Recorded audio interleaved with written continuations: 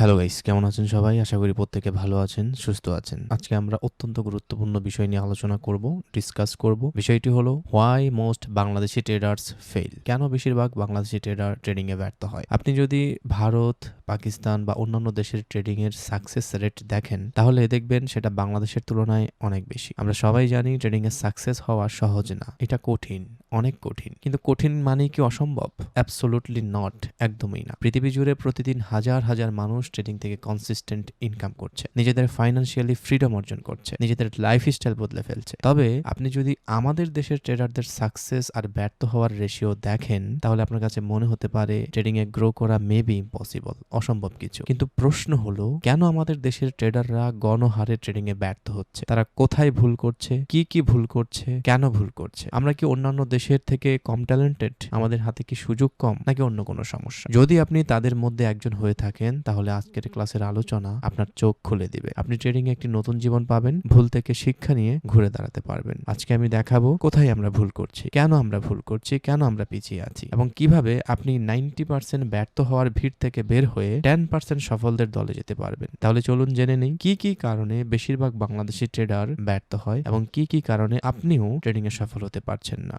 এক নম্বর কারণ হচ্ছে, আপনি ট্রেডিং শিখতে আসেননি, আপনি বড়লোক হওয়ার শর্টকাট খুঁজতে এসেছেন। বাংলাদেশে প্রায় 95% মানুষ ট্রেডিং এ ঢোকে একটা স্বপ্ন নিয়ে, দ্রুত টাকা কামানো, সহজভাবে টাকা কামানো, এফর্টলেস ইনকাম। একটু ফিরে যান প্রথম দিনে, যেদিন আপনি প্রথম ট্রেডিং এর নাম শুনেছিলেন। হয়তো কেউ বলেছিল ঘরে বসে ল্যাপটপে মাসে লাখ টাকা আয় করা যায়, অথবা ইউটিউবে দেখেছিলেন, অথবা কোনো টেলিগ্রাম গ্রুপে, অথবা লিডার বোর্ডে, অথবা কোথাও একটা স্ক্রিনশট দেখেছিলেন যেখানে একটা ট্রেডে 30,000 টাকা, হাজার হাজার টাকা প্রফিট। আর ঠিক তখনই সেইটা দেখে আপনার ভেতরে একটা আগুন জ্বলে উঠেছিল। আপনি মনে মনে ভেবেছিলেন এটা আমিও পারবো। আর যারা এটা দেখিয়েছিল আপনাকে, তারাও বলেছিল আপনি এটা পারবেন, এটা খুবই সহজ, আমি পেরেছি, আপনিও পারবেন। আপনার ভেতরে একটা স্বপ্ন জেগে উঠলো। এই স্বপ্নটা খুবই পাওয়ারফুল, খুবই সিডাকটিভ, কিন্তু এখানেই লুকিয়ে আছে আপনার পতনের বীজ। কারণ আপনি ট্রেডিং কে দেখেছিলেন একটা ইনকাম মেশিন হিসাবে, একটা স্কিল হিসাবে নয়। আপনি তখন ভাবেননি একজন ডাক্তার হতে লাগে 5 বছর, একজন ইঞ্জিনিয়ার হতে লাগে 4 বছর, কিন্তু একজন প্রফিটেবল ট্রেডার হতে আপনি বিশ্বাস করে ফেলেছিলেন 3 মাসের একটা কোর্স, কিছু ইউটিউব ভিডিও, আর আপনি রেডি। কিন্তু বাস্তব রিয়েলিটি একটু আলাদা। ট্রেডিং কোনো শর্টকাট না। ট্রেডিং হলো ডিসিপ্লিন, সাইকোলজি, পেশেন্স আর ইয়ার্স অফ এক্সপিরিয়েন্সের খেলা। এখানে মার্কেট কারো স্বপ্ন দেখে না, আপনার ভেতরে কেমন ইমোশন সেটাও বোঝে না। মার্কেট শুধু একটা জিনিসই দেখে, একটা জিনিসই বোঝে, আপনি কতটা প্রস্তুত, আপনি কতটা প্রিপেয়ার। আর যখন আপনি প্রস্তুত না হয়েই শর্টকাট নিতে চান, তখন মার্কেট আপনাকে শিক্ষা দেয়, চরমভাবে শিক্ষা দেয়। মার্কেট তখন ধীরে ধীরে নির্দয়ভাবে আপনার সেই ভুল ধারণার জন্য আপনার অ্যাকাউন্ট থেকে টাকা কেটে নেয়। শীর্ষধনী ওয়ারেন বাফেট বলেছিলেন, the market is a device for transferring money from the impatient to the patient. অর্থাৎ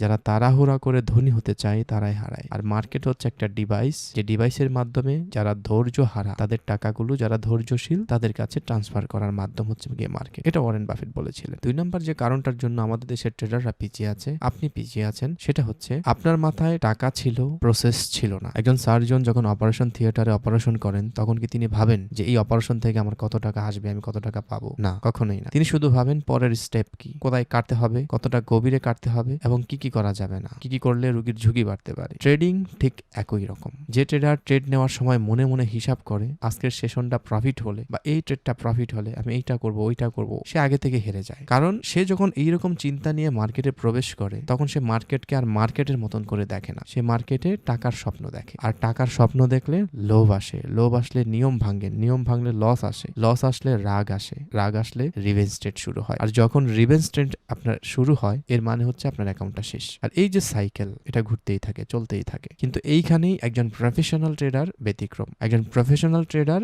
শুধু দেখেন সেট আপ আছে কিনা, রিস্ক কতটুকু, আর যদি ভুল হয় সর্বোচ্চ কত টাকা লস হবে। তার কাছে প্রসেস আগে, টাকার চিন্তা পরে। 3 নাম্বার যেই কারণ, সেটা হলো আপনার সবচেয়ে বড় শিক্ষক হওয়া উচিত ছিল লস, কিন্তু আপনি লস থেকে পালিয়েছেন। যখন একটা ট্রেডে লস হয়, আপনি কি করেন? সাধারণত প্রত্যেকটা ট্রেডার 3টা পরিস্থিতির মধ্য দিয়ে যায়। এক, যদি তার ট্রেড লস হয় তৎক্ষণাৎ আরেকটা ট্রেড নেন রিকভার করার জন্য, আর এই রিকভার থেকে ধীরে ধীরে রিভেঞ্জ ট্রেডে যায়, অ্যাকাউন্ট ফাঁকা। 2, সে স্ট্র্যাটেজি বদলায়, এই স্ট্র্যাটেজি কাজ করে না, নতুনটা খুঁজি। আর এভাবে জীবনে অনেক স্ট্র্যাটেজি সে বদলায়, কিন্তু কোনোটাই কাজে আসে না। 3 নাম্বার যে পরিস্থিতির মধ্য দিয়ে যায়, সেটা হচ্ছে সে অন্যকে দোষ দেয়। মেন্টর ভুল ছিল, সিগন্যাল ভুল ছিল, এই মার্কেট ব্রোকার ভালো না, এই ব্রোকার ম্যানিপুলেট করে, মার্কেট ম্যানিপুলেট করেছে, ট্র্যাপ করেছে, ইত্যাদি ইত্যাদি। কিন্তু যেটা তারা কখনোই করে না সেটা হচ্ছে শান্তভাবে বসে নিজেকে কখনোই জিজ্ঞেস করে না যে আমি কোথায় ভুলছিলাম। ঠিক এই জায়গাটাতেই একজন প্রফেশনাল ট্রেডার, একজন প্রফিটেবল ট্রেডার একটু ব্যতিক্রম। একজন প্রফেশনাল ট্রেডার লস হলে জার্নাল খোলেন, লেখেন কেন এই ট্রেড নিয়েছিলাম, আমার থিসিস কি ছিল, মার্কেট কেন উল্টে গেল, আমার এন্ট্রি কি ঠিক ছিল,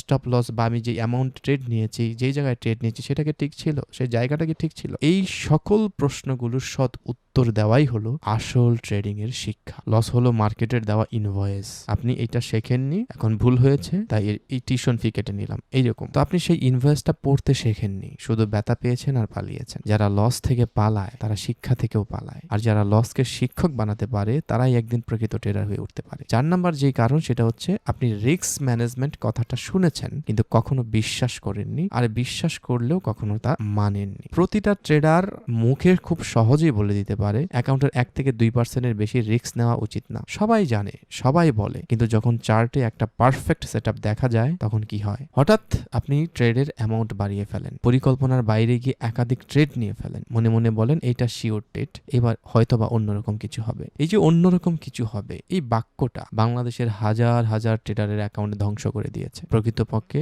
মার্কেটে কোনো ট্রেডই কখনো শিওর হয় না, কখনো না। বাস্তবতা খুব নির্মম কিন্তু সহজ। যদি আপনার অ্যাকুরেসি 51% এর বেশি থাকে আর প্রত্যেকবার আপনি সঠিকভাবে রিস্ক ম্যানেজমেন্ট করেন, তাহলে দীর্ঘমেয়াদে আপনি প্রফিটেবল হবেনই।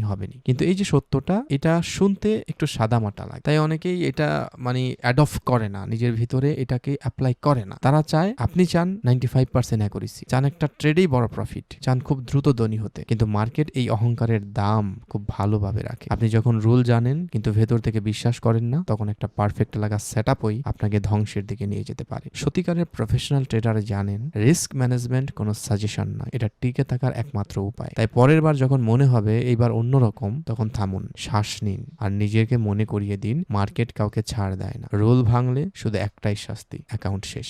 রিস্ক ম্যানেজমেন্ট বিশ্বাস করুন, শুধু মুখে নয়, আপনার প্রতিটা ট্রেডে, প্রতিটা সিদ্ধান্তে, প্রতিটা সেশনে সেটা যেন অ্যাপ্লাই হয়। 5 নাম্বার যেই কারণ সেটা হচ্ছে আপনি কনসিস্টেন্সি চাননি, আপনি চেয়েছেন বিগ উইন। এটাই বাংলাদেশের ট্রেডিং কালচারের সবচেয়ে বিষাক্ত অংশ। এখানে সবাই শুনতে চায় একটা সিঙ্গেল ট্রেডে 80,000 টাকা প্রফিট, কিন্তু কেউ শুনতে চায় না এই মাসে ছোট ছোট করে ট্রেড নিয়ে 18% রিটার্ন পেয়েছি, আমি এই মাসে $200 দিয়ে শুরু করে পুরো মাসে $150 থেকে $300 আমি প্রফিট করেছি। এই কথা অনেকেই শুনতে চায় না, কারণ আমাদের ব্রেনটা এমন ভাবে ট্রেন্ড হয়ে গেছে যে আমরা বড় কিছু না শুনলে সেটাতে থামি না। আমাদেরকে অ্যাট্রাক্ট করে একদিনে লিডার বোর্ডে চলে গেছে $2,500 5টা ট্রেডে, এইটা আমাদেরকে অ্যাট্রাক্ট করে। কিন্তু একটা ছেলে $200 দিয়ে একটা অ্যাকাউন্ট শুরু করেছে, 1 মাস পরে সে $200 $500 বানিয়েছে। এইটা আমরা অ্যাডপ্ট করি না, এটা আমাদেরকে অ্যাট্রাক্টও করে না। বাস্তবতা কি জানেন? বিশ্বের সেরা হ্যাজ ফান্ডগুলো যদি বছরে 20 থেকে 30% রিটার্ন দিতে পারে, তাহলে সেটা তাদের জন্য অসাধারণ অর্জন বলা হয়। বিশ্বের শীর্ষ ধনী ওয়ারেন বাফেটের গড় বার্ষিক রিটার্ন কত জানেন? মাত্র 20%। আর আপনি চাইছেন মাসে 100%, আপনি চাইছেন প্রতি সেশনে 100%, মানে আপনি একটা সেশনে $50 নিয়ে নামবেন, সেটা দিয়ে মিনিমাম $100 আপনি প্রফিট করবেন। এটা অবাস্তব, এটা আনরিয়ালিস্টিক। এই অবাস্তব ও অহংকারী চাওয়াটাই আপনাকে ওভার লেভারেজ করিয়েছে, একটা ট্রেডে সবকিছু ঢেলে দিতে পরিচিত করেছে, গ্যাম্বেল করিয়েছে। মার্কেট এই ধরনের লোভের সুযোগ কখনো ছাড়ে না, সে আপনার অ্যাকাউন্ট একদম সাফ করে দেয়। সত্যিকারের কনসিস্টেন্সি হলো ট্রেডিং এর আসল সম্পদ। ছোট ছোট প্রফিট, ছোট ছোট জয় একটার পর একটা জমতে জমতে একদিন বড় হয়ে ওঠে, কিন্তু সেই ধৈর্য, সেই শৃঙ্খলা আপনার ছিল না, কারণ আপনি শর্টকাট খুঁজতে এসেছিলেন, দ্রুত ধনী হতে চেয়েছিলেন। আর মার্কেট কখনো শর্টকাট দেয় না, সে শুধু ধৈর্যশীল ও কনসিস্টেন্ট ট্রেডারদের পুরস্কৃত করে। যারা বিগ উইনের পেছনে ছোটে তারা শেষ পর্যন্ত বিগ লসের শিকার হয়, আর যারা কনসিস্টেন্সিকে আঁকড়ে ধরে তারাই একদিন সত্যিকারের বড় জয়ের মালিক হয়। 6 নাম্বার যে কারণটা সেটা হচ্ছে আপনি নিজেকে চেনেননি, তাই মার্কেট আপনাকে নিজেকে চিনিয়ে দিয়েছে। ট্রেডিং পৃথিবীর একমাত্র জায়গা যেখানে আপনি নিজেকে কখনো লুকাতে পারবেন না। সমাজে আপনি হাসি মুখে মিথ্যা বলতে পারেন, অফিসে ভালো মানুষ সাজতে পারেন, পরিবারের সামনে শক্ত ও নির্ভরযোগ্য থাকতে পারেন, কিন্তু চার্টের সামনে যখন আপনি দাঁড়াবেন, আপনার ভেতরে লোভ আছে, মার্কেট তা বের করে আনে, ভয় আছে, মার্কেট তা প্রকাশ করে, অহংকার আছে, মার্কেট তা চূর্ণ করে, চাপের মুখে সঠিক সিদ্ধান্ত নিতে আপনি পারেন না, মার্কেট সেটাও দেখিয়ে দেয়। চার্ট আসলে একটা নির্মম আয়না। বেশিরভাগ ট্রেডার সেই আয়নায় নিজের আসল চেহারা দেখে ভয় পায়, তারপর আয়নাকেই দোষ দেয়। মার্কেট ম্যানিপুলেট করে, ব্রোকার জোর, মেন্টর ভুল সিগন্যাল দিয়েছে, এই দোষারোপগুলো তারা করে। না ভাই, আয়না ঠিকই আছে, সমস্যা হলো আয়নায় যে প্রতিফলন দেখা যাচ্ছে সেটা মেনে নিতে না পারায়। ট্রেডিং এ সফল হতে গেলে শুধু মার্কেট বোঝা যথেষ্ট নয়, নিজেকে বোঝা জরুরি। আপনি কখন লোভী হয়ে ওঠেন, কখন ভয়ে প্যারালাইজড হয়ে যান, কখন অহংকারে নিয়ম ভাঙেন, কখন ইম্পালসের সিদ্ধান্ত নিয়ে ফেলেন। যেদিন এই প্রশ্নগুলোর সৎ ও নির্মম উত্তর খুঁজে বের করতে পারবেন, সেদিন থেকে আপনার ট্রেডিং পাল্টে যাবে। কারণ সত্যিকারের প্রফেশনাল ট্রেডার শুধু চার্ট পড়েন না, তিনি নিজেকেও পড়েন। আর যিনি নিজেকে চিনতে পারেন, তিনি শেষ পর্যন্ত মার্কেটকে জয় করতে পারেন।